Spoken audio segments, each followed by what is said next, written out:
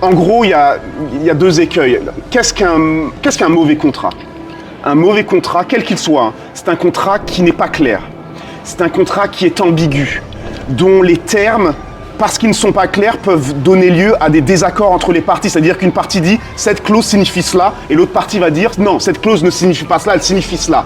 Ça, c'est un mauvais contrat parce que ça donne de la place, ça laisse de la place à de l'ambiguïté et donc ça, c'est des mauvais contrats. Ensuite, c'est quoi un mauvais contrat? C'est un contrat avec des lacunes, c'est-à-dire avec des clauses manquantes. Donc à mon avis, oui, si on demande à ChatGPT de générer des contrats, il y aura des lacunes, on ne sait pas, peut-être la clause de loi applicable, c'est-à-dire où est-ce que le litige entre les parties résultant du contrat ou de l'application du contrat, où est-ce que ce litige serait tranché, où est-ce qu'il sera tranché. Donc, parfois, la clause n'est pas bien rédigée de sorte que si elle n'est pas bien rédigée, elle est inapplicable. Et si elle est inapplicable, c'est qu'en cas de problème, il n'y aura aucune solution possible.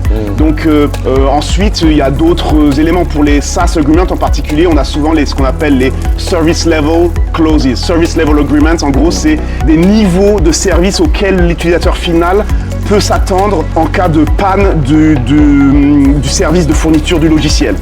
Et donc, dans ce cas-là, il faut décrire très précisément ce pourquoi l'entreprise est responsable et ce pourquoi elle ne l'est pas.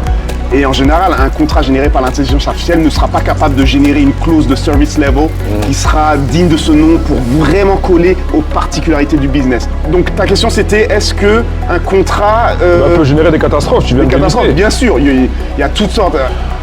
Un contrat, ça doit envelopper toute une situation et malheureusement, c'est comme un médecin. Pour comprendre la situation de la santé d'un patient, il faut de l'intelligence humaine, il faut comprendre la situation globale, le business global, les objectifs, les craintes du client. Et une fois qu'on a tout cela, on peut créer un contrat qui couvre tous les risques. Et ça demande de l'intervention humaine, de la plasticité, de l'agilité humaine. Et est-ce qu'un ordinateur en est capable? J'en doute, mais peut-être l'avenir me donnera tort. On verra.